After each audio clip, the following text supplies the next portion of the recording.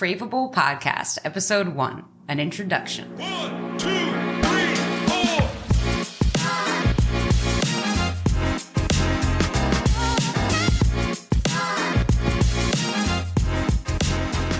Hello, and welcome to the Craveable Podcast, where real matters. We're your hosts, Ben and Katie, and this show is brought to you by Fossil Farms. So today, what are we going to talk about, Ben? We're just going to do, simply as you put it, an introduction to Fossil Farms. Probably a pretty easy topic for us to talk about. I mean, we've been both working here for a long time. I'm coming into my 5th year. You're at 17 years, it feels like, at this point. Six. I'll Years. take 17. 6 is a long time, though. And I think kind of what kept us here is what we're going to talk about today, which is really what Fossil Farms is about and has been about for going on. Are we in the 27th year? 26th year. Over 26 and counting. Just had our anniversary. And it's fascinating to me working for a small company like this. And yes, there's going to be a lot of bias on either side of this table today, but for good reason, because they haven't really given up on their values. And I think that's something in this day and age speaks to people like us and our age and demographic also. So it's kind of the perfect fit. I mean, you've been doing it longer than us, so I'm going to let you do our classic spiel. What is Fossil Farms about?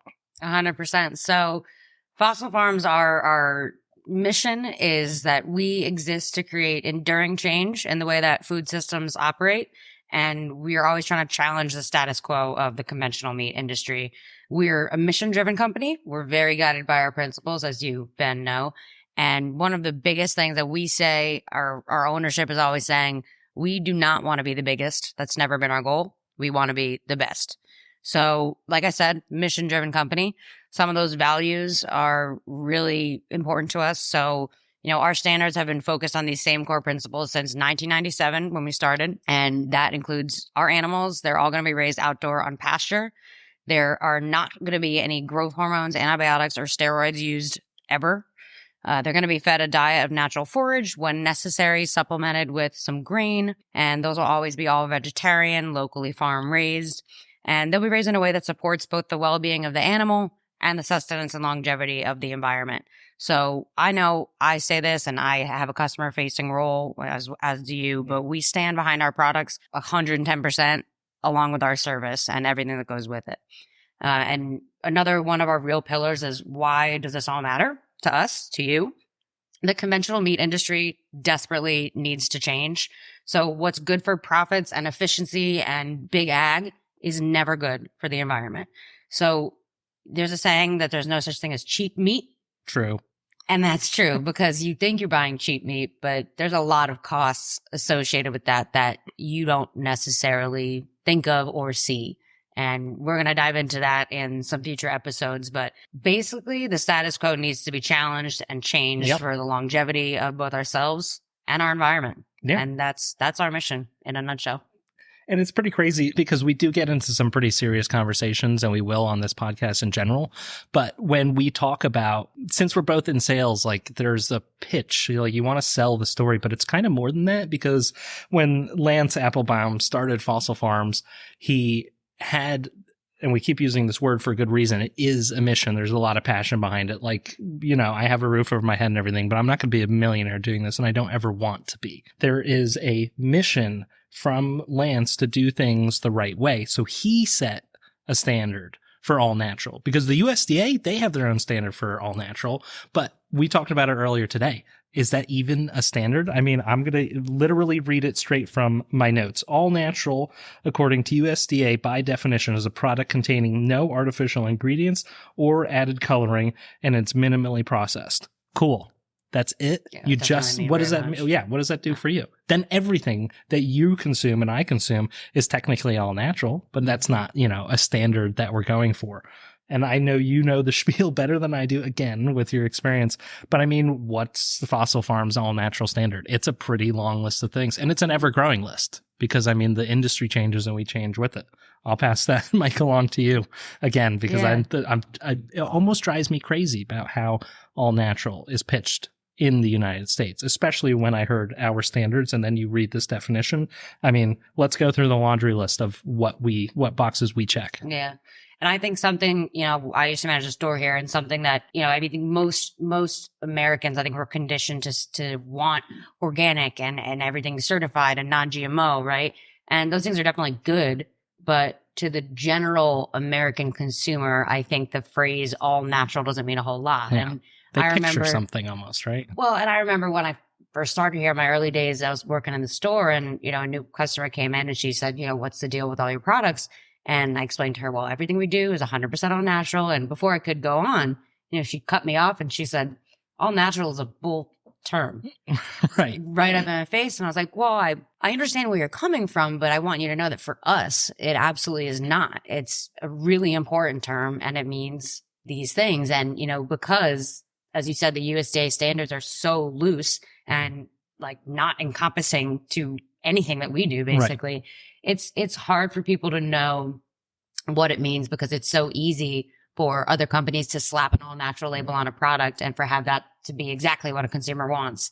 And I think Fossil Farms has kind of redefined what all natural means. Oh, yeah. And just kind of segueing a little bit, I know that I've seen over the years, what's really great is that you see Lance and, everyone here who makes decisions and purchases and, finds products, really walk the walk. And, there have been times when we've had access to something, a supply of something or something cheaper, this and that. Many times, yeah. And we don't bring it in because it doesn't meet our standards. Yeah. And that's, it's tough for us in sales. You obviously want to make a sale, but we're out of product all the time because something's not hitting our standards. And that's okay. It's okay to have gaps in your supply chain. To us, maybe me just saying this personally, we wouldn't like it as a company, but there are things that come up on natural farms. There's challenges they run into that you wouldn't on a factory farm because they're raised all naturally. They're like, well, you know what? This herd did get sick and we're not introducing subtherapeutic antibiotics. So what we're going to do is we're going to remove this entire herd from our program because it doesn't meet the standards. So exactly. Sorry, you're not getting top round this week. Does that happen with that specific item? No, not really. But that's the case for it, is that awesome. You run into a unique set of problems that are unique to our own, and in a good way, because you want the best. And I think that what people tend to forget is at the end of the day, yes, you're hitting some check marks for marketing, for people love organic, like you had mentioned, or people have this idea of what all natural is and they picture a steer in a field, but that's not even usually the case. And at the end of the day, the meat just tastes better. It's so good. It's so incomparable to anything else that you have. I mean, that's where the passion really lies. You can hear it in my voice. Yeah. I know when you get talking about it, sure, that it gets out of hand in a good way. And then people in the office are chiming in because everything that we do here is so good and so flavorful, and it's good for you. It's good for the planet. We're hitting all those check marks, and you can go home at the end of the day and eat a ribeye and not be like, oh, well, I'm hurting myself or I'm hurting the planet or any of those things. Mm-hmm. You don't have to have guilt eating meat at the end of the day. And that's why I'm so glad Fossil Farms exists. Yes, it costs more, but that's the real cost of meat. That's just how it is. Now, Ben, I want to do a brief segue here. You mentioned the lovely people of Fossil Farms. Yeah. I think we should kind of give our listeners a little overview of you and I and how we came to be here. And I know we kind of touched on why this matters to us, but what's your story in a very brief nutshell brought you to Fossil? Yeah. In a brief nutshell, what brought me to Fossil was trying to stay within the food service industry and stay working with food and stay kind of within a realm that I understood, because my background was having worked in fast casual restaurants. I mean, I legitimately had worked at Subway at one point. I mean, we've all done some low-end stuff. Artistry, by the way. Yeah, I was a sandwich artist, so it's pretty cool to have worked in both art and food service, despite what they tell you. I mean, I did live like a starving artist while I was working there, outside the starving part, eating disgusting meats. But then going from that and loving food and working at an oil and vinegar shop, doing high-end sales on fancier accoutrement, if you will. And then also ended up managing the cheese shop there where we were doing cheese and charcuterie. And that's where I really kind of honed in on both my love of food that I had in my personal life, tying that into my professional life, and knowing I wanted to stay working with food, but I wasn't going to cut it in restaurants. And post-COVID, I think that's even more and more true. We're seeing the glut in the industry for our restaurant partners because it is a tough industry. So I looked for Fossil Farms, and I had a round of 4 interviews with literally everybody who was working here at the time, which has like tripled since then, even in the last 5 years. And it's been, a huge boon for me personally. I wake up every day and I'm not dreading what I'm going into at work. I'm not coming in to have a bad day on purpose or anything like that. I'm genuinely excited to come in. And then when someone calls and reaches out and they want to talk about meat, I'm cutting myself off because I don't want to waste their time all day. He does it regularly, guys. I swear. All day. My little bio is pretty similar to Ben's. I mean, I got my career start after college working at a very high-end restaurant. Hadn't worked in a restaurant before. I was a cook, so I was in the kitchen, on a line. It was blood, sweat, and tears all day. I'll tell you that, quite literally. I've heard your tales. Quite literally. And I mean, it was fun. That kind of job is often a love-hate relationship. You have these horrible moments and then you have these awesome moments, and you love being able to create this amazing thing that you're nourishing people and they love it. That's great. And then there came a time when I kind of thought, wow, this is not a sustainable job for my life. I flash forwarded, like 10, 15 years. And I'm like, oh, mom's not home and it's Christmas Eve. And I'm like, I can't do that. She's cooking on the line. Exactly. So, then I loved the place I worked at, and I kind of moved around. I worked for the executive owner, and then I ended up planning weddings and events there. And that was all fine and well. A management company ended up coming in that kind of changed things around a bit too much for my comfort and a lot of my coworkers. And you're being so polite about it. And I didn't know what I wanted to do. I didn't know where I wanted to go. All I knew was that I love food. I've always loved food, and I need to stay in this industry in some way, shape, or form.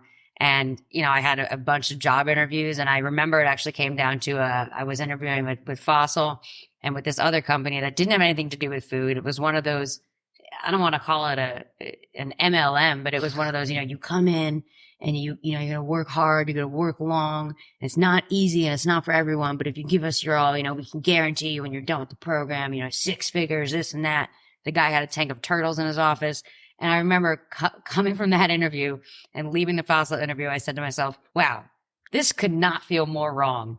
And this could not feel more right. Like, it was just inherent. And then same as you, I had about 3 interviews, and it just clicked, and I knew this was the place for me, and I haven't turned back since. I mean, it's great to work here, and it's so great that everything we mentioned before, working for a company that does what it says and says what it does and does not hide anything or sweep anything under the BS. rug.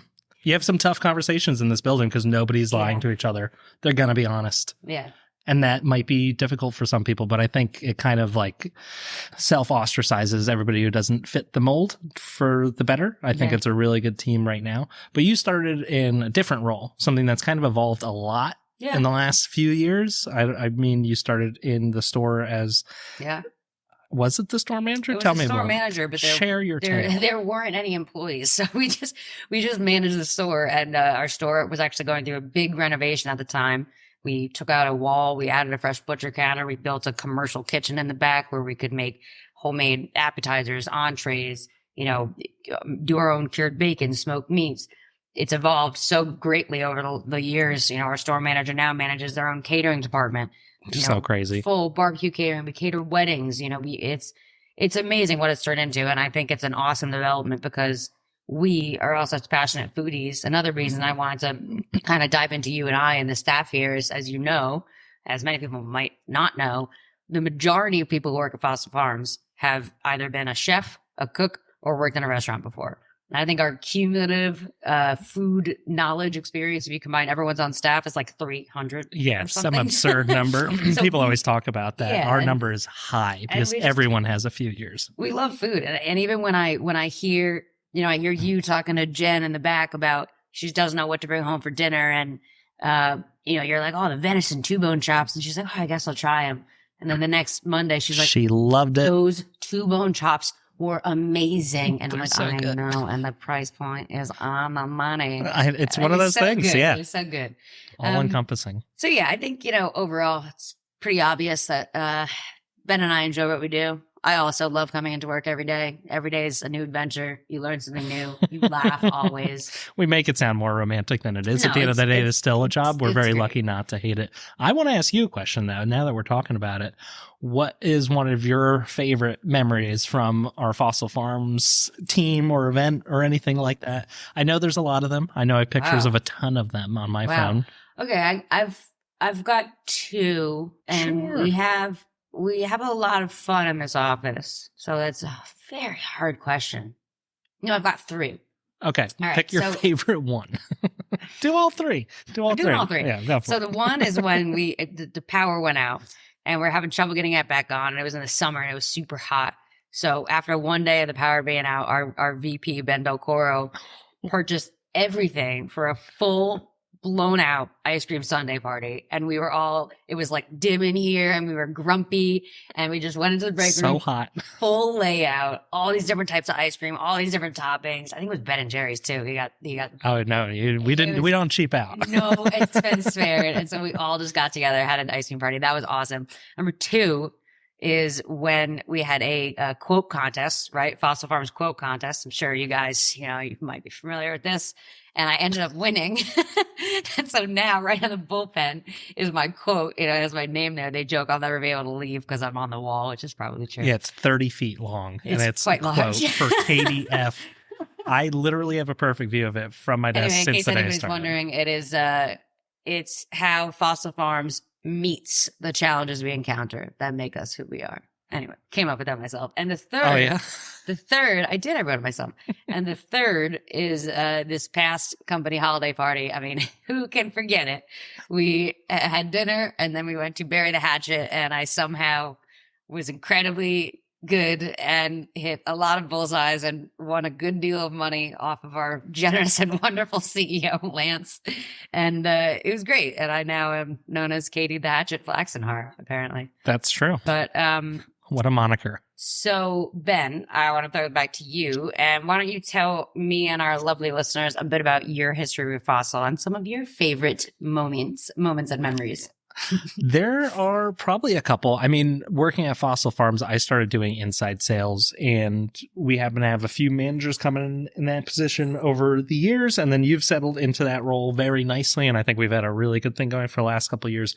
But it was not easy in the beginning, because when you're coming from, especially for me, like specialty sales and expensive stuff that's direct to consumer, the price doesn't really come up that often, and you don't really have a reference point. I mean, you're selling cheese. What's their alternative? They're going to go to Wegmans. Yeah, great. Okay, that's one alternative.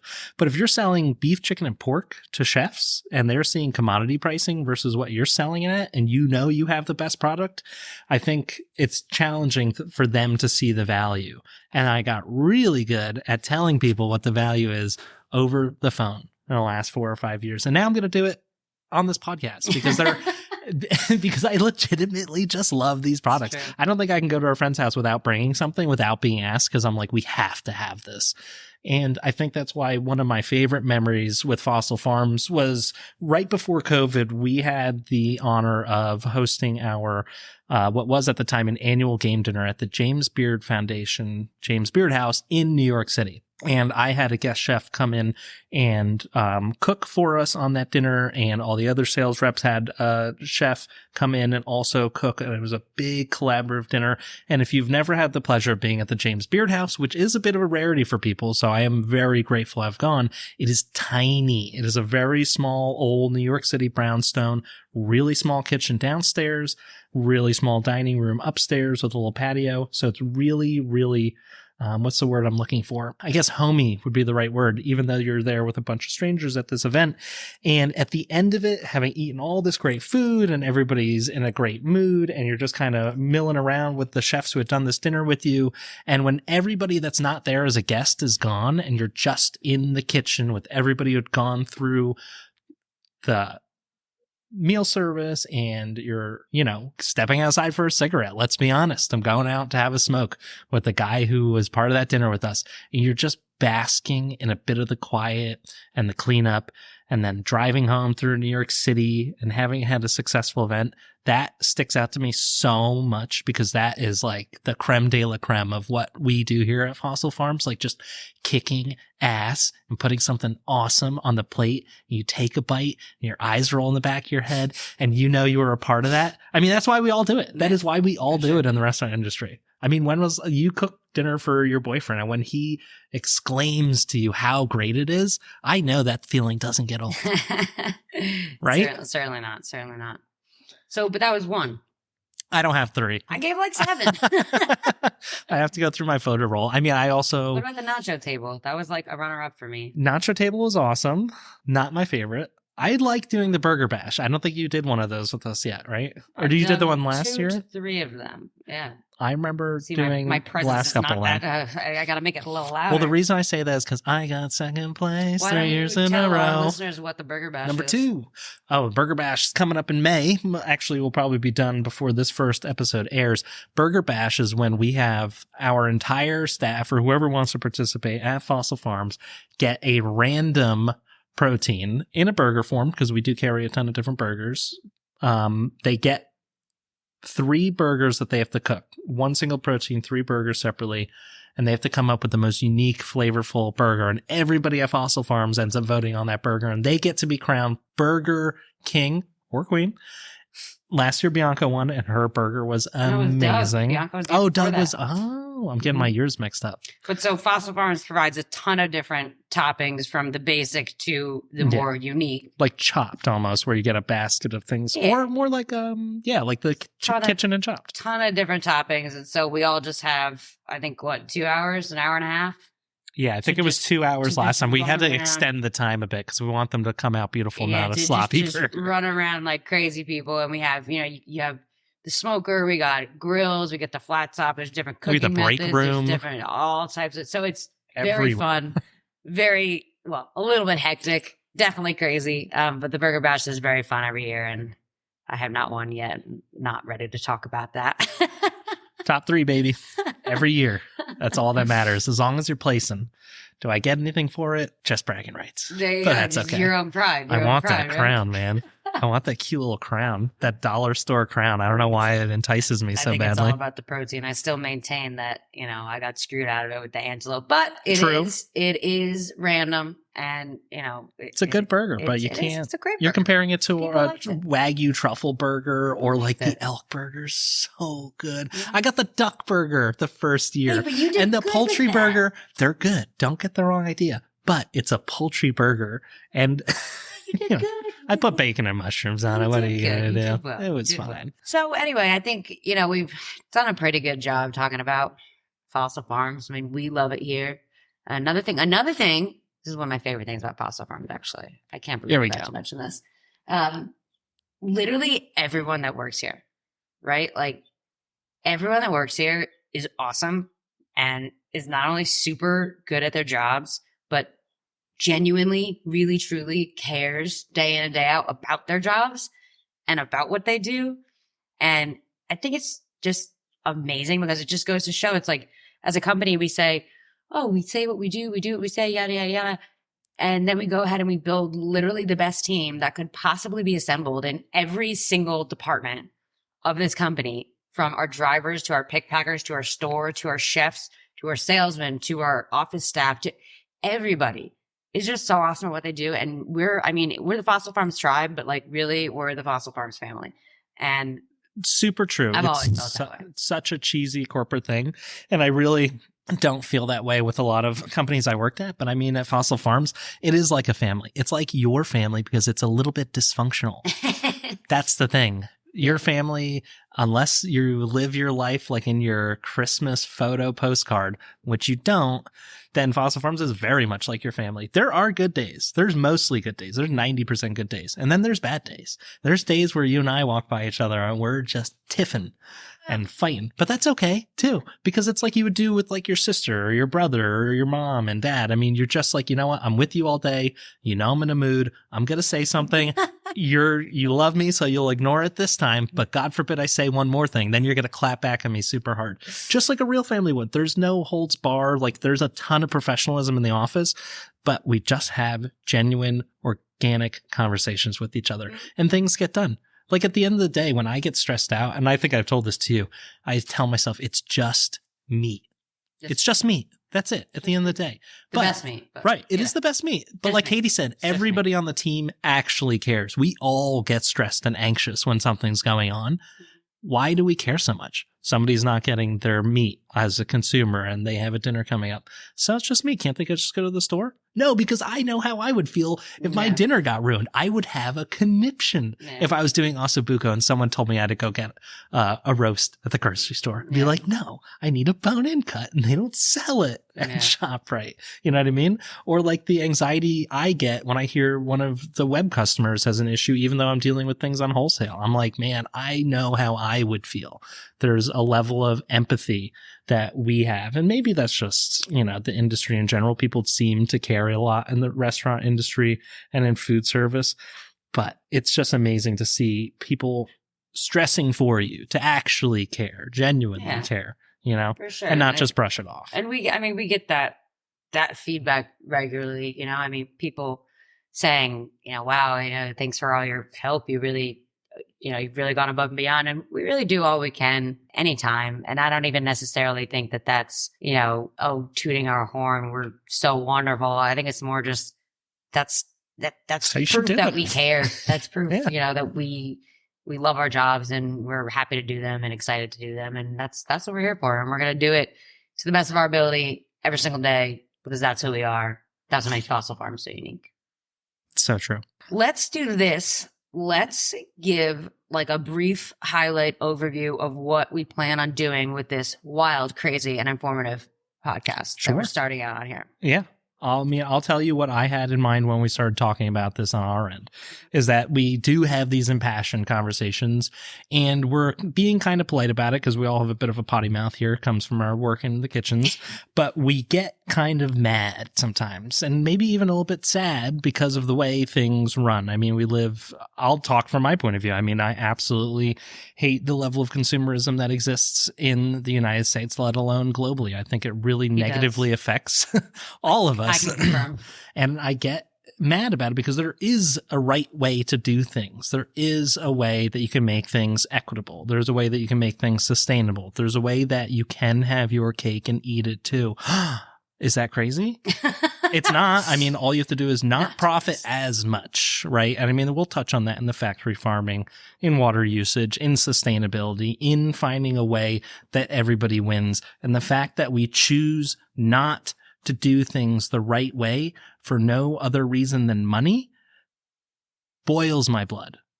And we don't do that here. I mean, there's not been an investor dollar at Fossil Farms since the beginning. Sure. Lance has done everything out of pocket. Every hit he's taken during the 08-09 recession, every hit he took during COVID, 9/11, Sandy, all of that affects the pockets of Fossil Farms directly. And that's it. No investor money. We're not trying to make money to, help a board of directors get a golden parachute to leave once the business is totally gutted. That will never happen here, thankfully. And that is what I want to talk about, is what the issues exist, the right way to do things in our industry, from rearing animals properly to making sure processing is done properly, to make sure that farms are regenerating the soil that they're using, to have a complete recyclable system. I mean, all those things are core to who I am as a person and what Fossil Farms does as a business and part of a pedagogue in this industry. And I legitimately, if you can't hear it, can't wait to open some of these cans of worms. I just want to let everyone know that it's not all going to be so intense, because we want to have a lot of fun as well. So we're definitely going to talk about all these issues that we've brought up.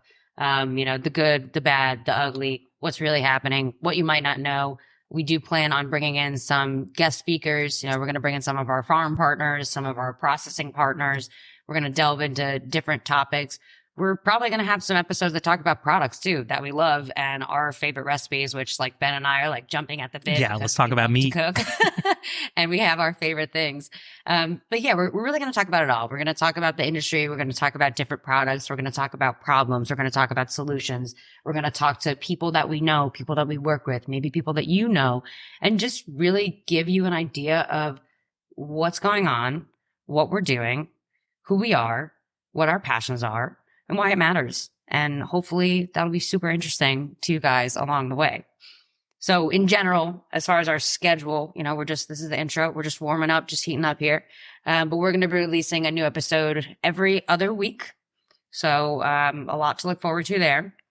And, lastly, as a wrap up, I just want to ask you guys to please like and subscribe. It would mean so much to me and my friend Ben here.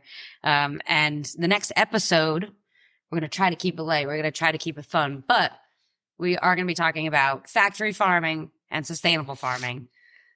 The good, the bad, the ugly will rear its head again. And we'll kind of touch on what's going on in the industry, what we're doing, what you can do, and why it all matters. So please tune back in.